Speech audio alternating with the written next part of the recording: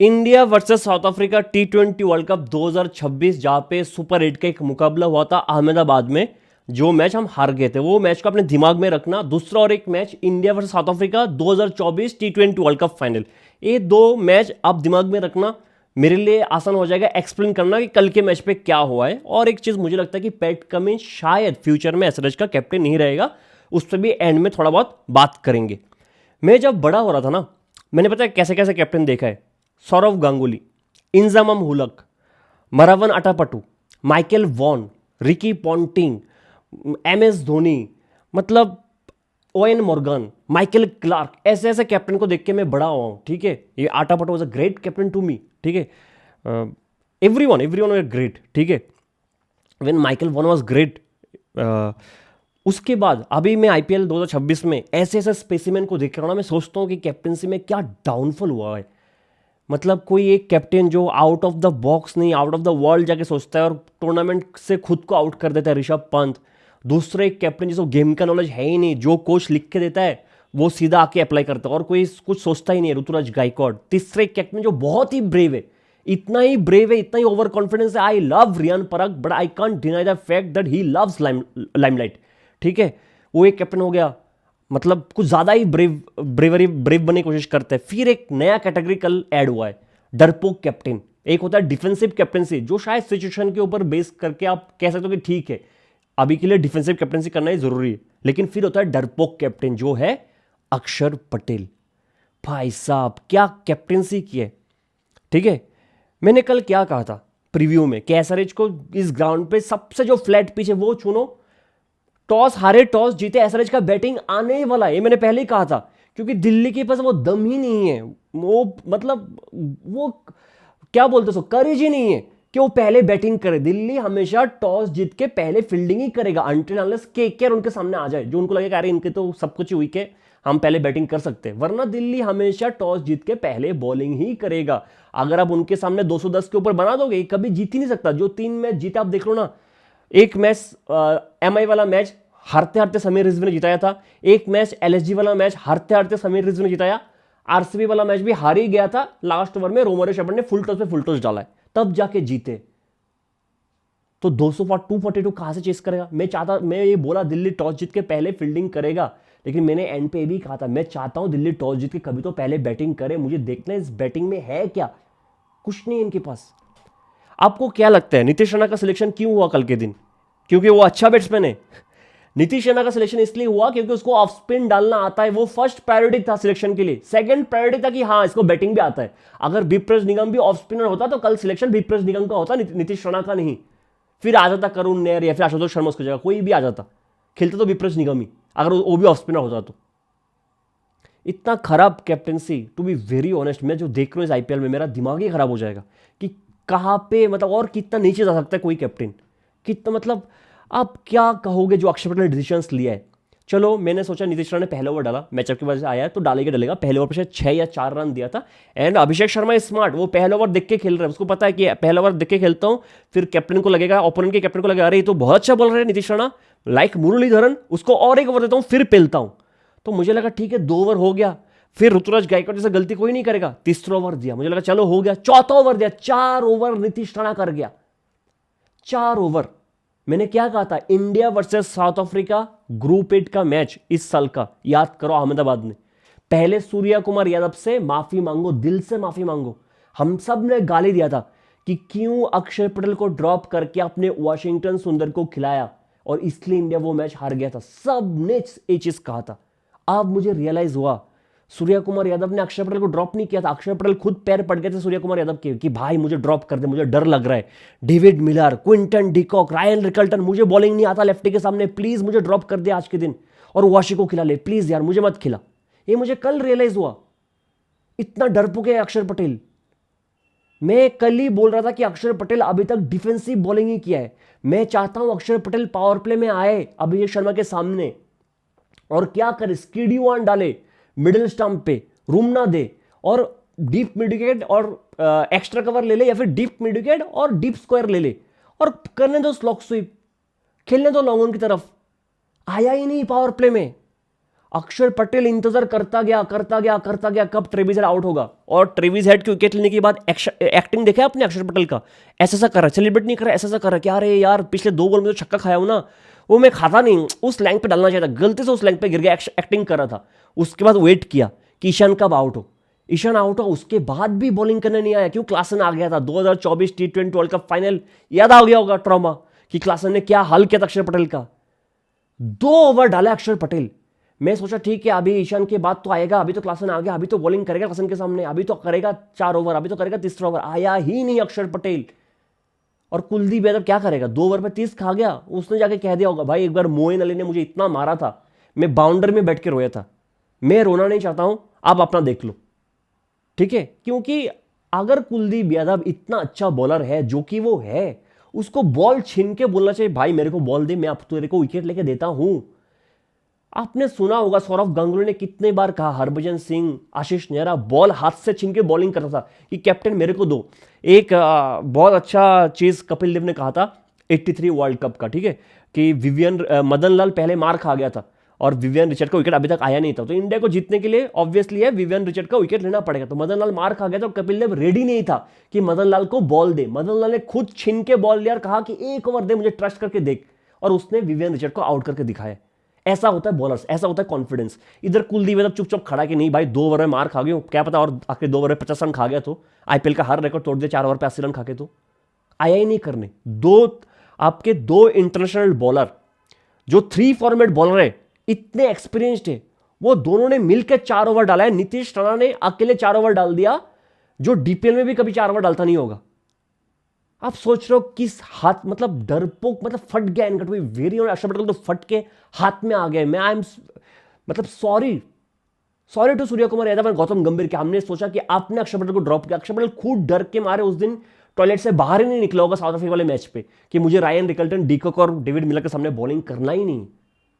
अगर Abhishek Sharma, Travis head और ईशान किशन से डर रहा है तो इनफैक्ट क्लासन के सामने बॉलिंग नहीं कर रहा है, वो इतना डरा हुआ है आज के दिन। आपका अक्षर पटेल कैप्टन है वो, आप सोचो, अनबिलीवेबल यार, अनबिलीवेबल। और सब कह रहे हैं कि रियान पराग कैसा कैप्टन है, जब 3 मैच जीत गया था लगातार, 4 मैच जीते तब भी कह रहे थे बैटिंग से तो रानी नहीं है, तो टीम की वजह से जीत रहा है, टीम कैरी फॉर। अक्षर पटेल ने क्या किया, ही इज एन ऑलराउंडर ना, Axar Patel is an allrounder. Batting से 7 का एवरेज है उसका, कोई बात ही नहीं कर रहे, बैटिंग से 7 का एवरेज है। तो Axar Patel is playing as a proper bowler in this IPL, as an proper bowler. और प्रॉपर बॉलर होके आप 4 ओवर नहीं डाल रहे हो, बैटिंग से 7 का एवरेज है आपका।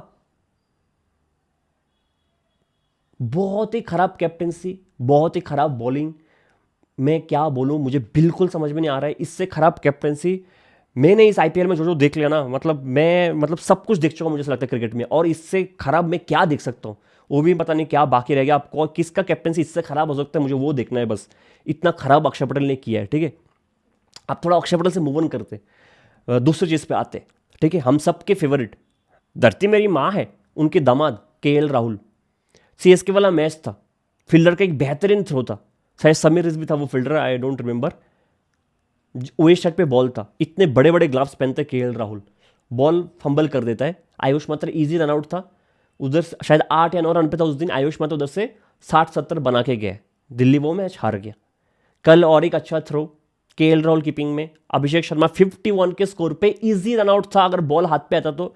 ग्लव्स पहन के बॉल नहीं पकड़ पा रहे केएल राहुल, और अभिषेक शर्मा उधर से और 83-85 रन जोड़ के गया है। तो मैं केएल राहुल के बारे में क्या बोलूं, लोगों को बुरा लग जाता है केएल राहुल के बारे में, कुछ भी बोलो तो केएल राहुल के बारे में लोगों को बुरा लग जाता है, मुझे नहीं पता क्यों। अभिषेक पुरल को खिला लो यार, रिव्यू के टाइम से कह रहा हूं, खिला लो। क्या प्रॉब्लम, क्या किया अभिषेक पुरल की उससे जगह नहीं बन रही इस टीम में। आप थोड़ा अगर टीम देखोगे ना, पिछले दोनों साल दिल्ली का टीम बहुत स्ट्रांग है, बैलेंस्ड है, बहुत one of the most balanced, सबसे बैलेंस्ड टीम है, ठीक है। क्या करते हैं लोग, पिछले साल उनका 8 या 9 ओपनिंग पेयर था, रोज एक नया ओपनर्स, रोज। और अक्षर पटेल का एक इंटरव्यू याद करो पिछले साल, उन्होंने क्या कहा था टूर्नामेंट शुरू होने से पहले पिछले साल, कि केएल राहुल हमारे लिए नंबर 3 पे बैटिंग करेगा, नंबर 3 पे करेगा तो हमारी टीम ज्यादा स्टेबल लगता है। एक कर करके जब हारते हारते आ गया तो केएल राहुल ओपनिंग में आ गया, उसके बाद वो स्टेटमेंट बदल गया, अब से तो ओपनिंग ही कर रहे हैं।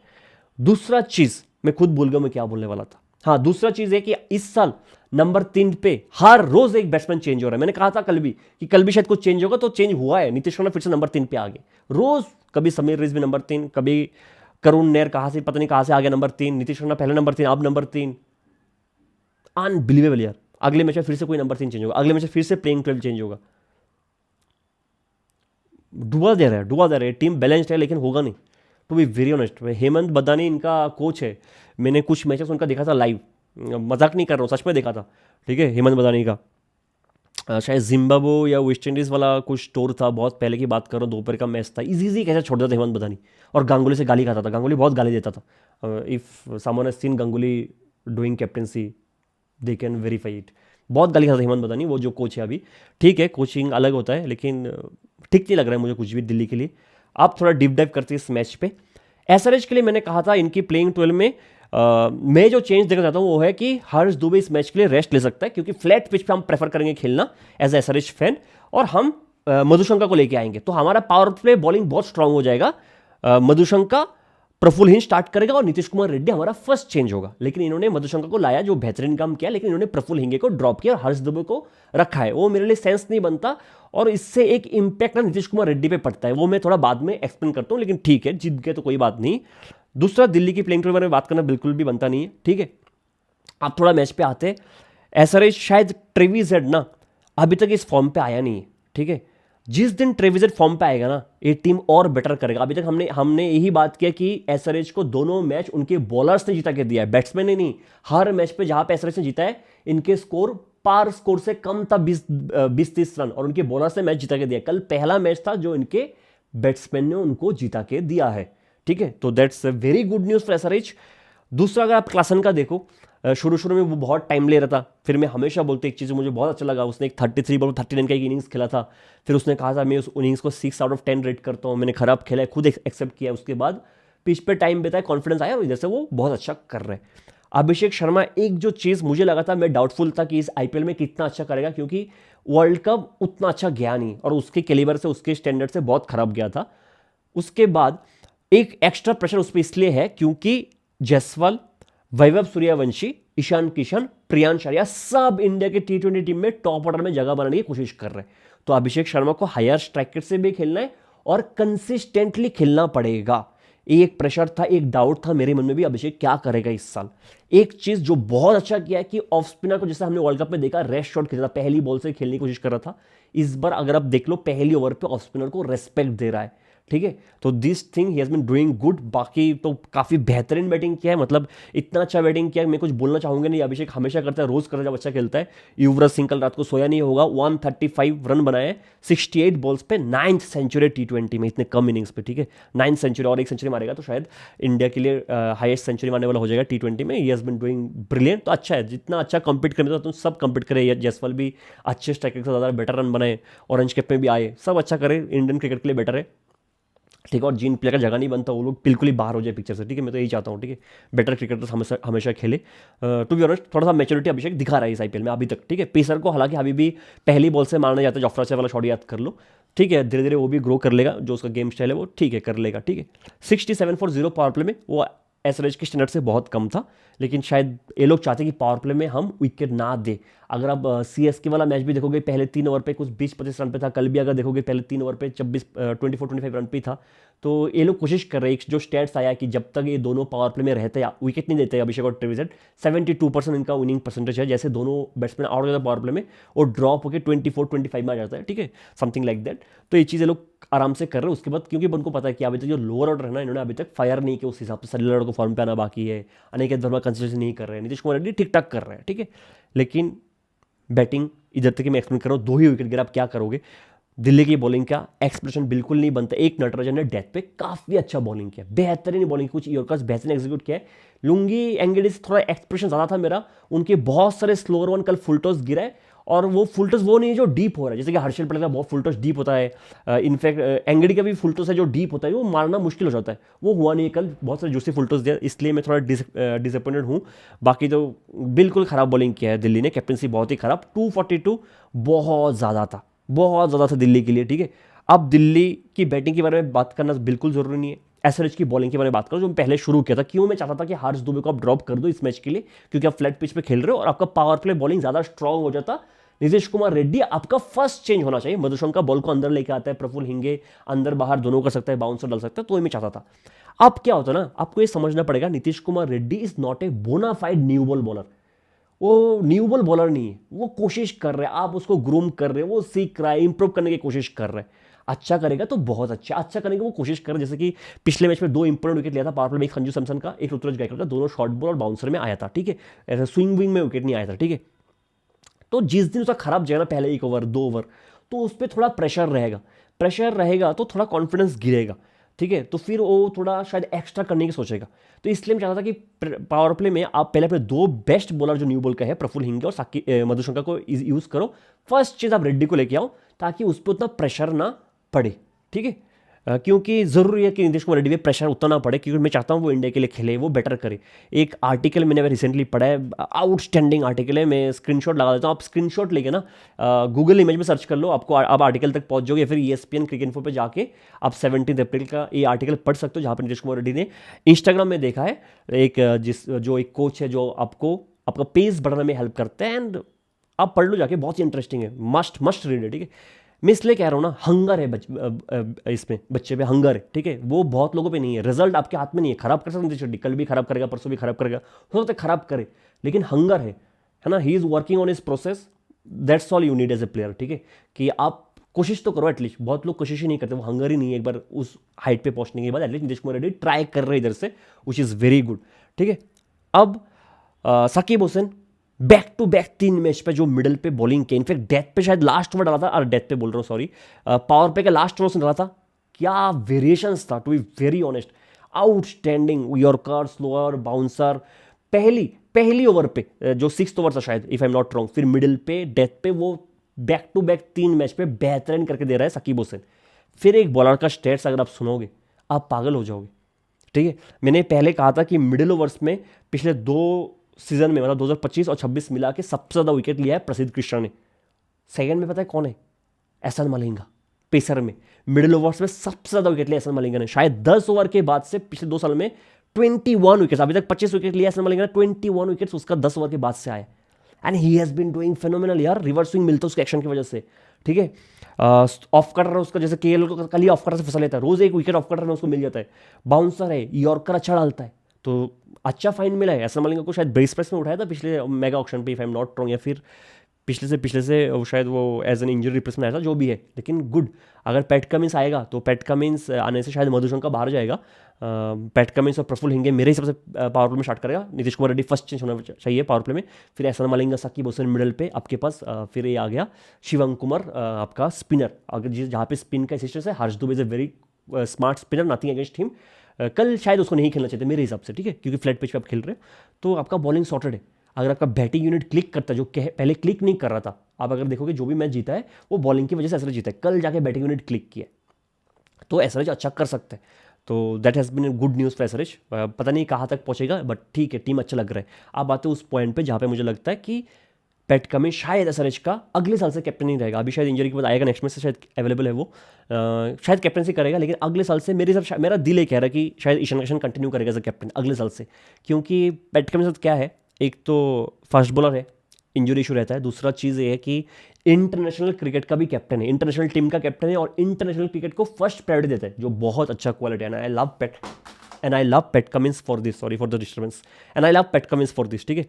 तो मैं चाहता हूँ कि वो प्रेशर से हटे और एज ए प्लेयर खेले, शायद वाइस कैप्टन वो रहे, और अगले साल से ईशान किशन शायद डिजर्विंग है कि वो कैप्टन रहे, और बेटर एक इंडियन फेस जिसके पास स्टारडम है, जो अच्छा प्लेयर है, वो आपके लिए कैप्टनसी कर सकते हो। मुझे लगता है कि 2027 से Ishan Kishan will be your captain, ठीक है। इस मैच पे इतना ही।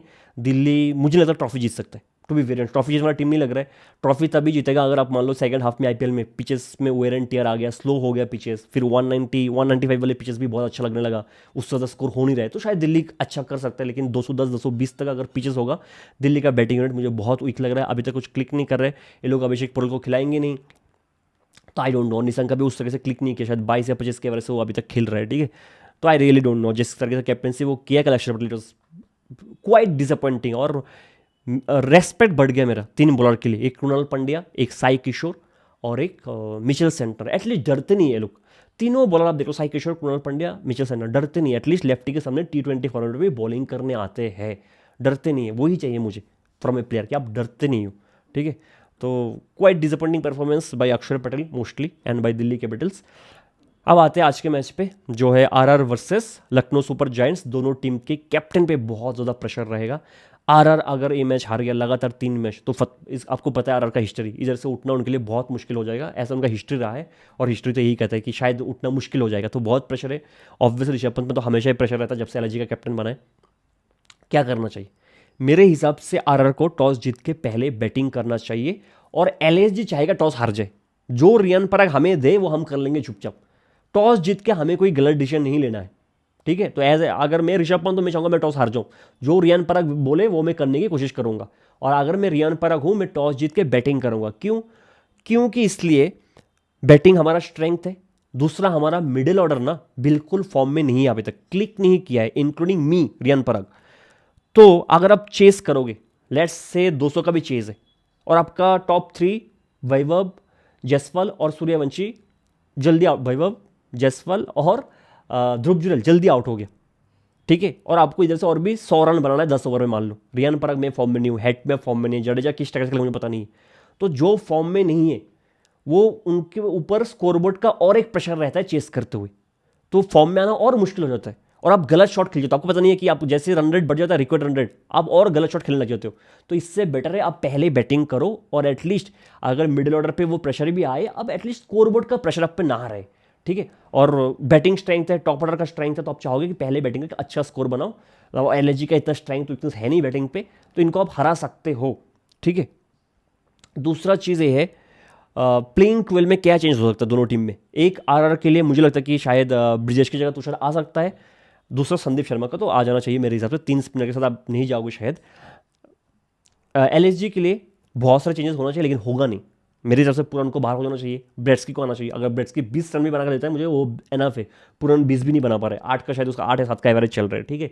दूसरा क्या हो सकता है, मैं तो मतलब आज एक्साइटेड हूँ कि बदुनी ओपनिंग करेगा। ऋषभ पंत ने पहले कहा है कि पहले हमने डिसाइड कर लिया बदुनी ओपनिंग करके, देखता हूँ कितने दिन ओपनिंग करते हैं। तो मैं ये देखने के लिए एक्साइटेड हूँ आज बदुनी ओपनिंग करता है कि नहीं।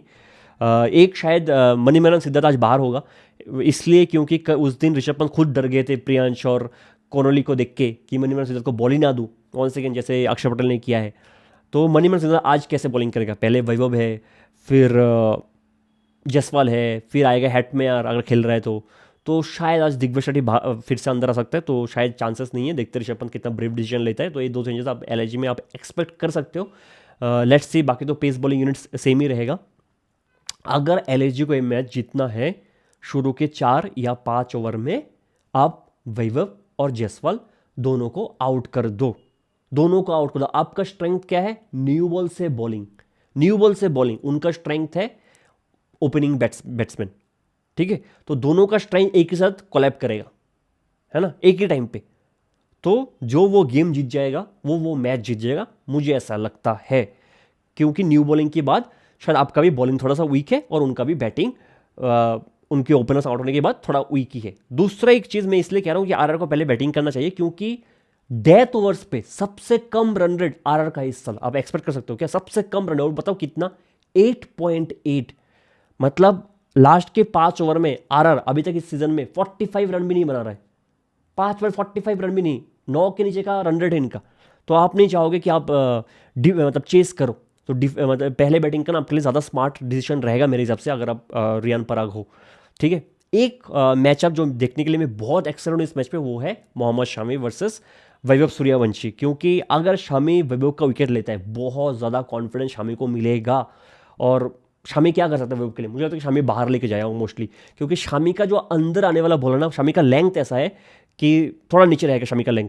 तो अगर फुलर लेंथ से वो ढूंढता है, गुड लेंथ से ढूंढता है, तो अगर अंदर आने वाले बॉल से वैभव का बहुत चांस है कि फ्लिक पे पिकअप शॉट खेल के वो छक्का चौका मार दे। बहुत स्ट्रॉन्ग है उस जोन पे, तो शमी शायद ज़्यादा बाहर ले जाने की कोशिश करेगा वैभव के लिए। विकेट मिल जाए तो बहुत अच्छा, लेकिन प्रिंस यादव एग्जैक्टली ऑपोजिट करेगा। प्रिंस यादव बॉल को अंदर लेके आएगा। क्या करेगा? जो ओवरटन डेविड मिलर को करता है, जो कल एसन मलिंगा ने डेविड मिलर को किया है, जो प्रिंस यादव अक्षर पटेल के साथ किया था दिल्ली वाले मैच में। कहा hard length, short of the good length से हार्ड बॉल डाल के अंदर लेके आओ वैभव सूर्यवंशी को, और मिडिल और leg stump, top of the middle, top of the leg पे अटैक करो, या फिर हार्ड लेंथ से बॉडी लाइन पे दो क्रैम कर दो उसको, रूम मत दो। ये प्रिंस यादव करेगा। प्रिंस यादव शायद अंदर लेके आने की कोशिश करेगा short of the good length से या फिर हार्ड लेंथ से, और मोहम्मद शमी गुड लेंथ से बाहर लेके जाने की कोशिश करेगा।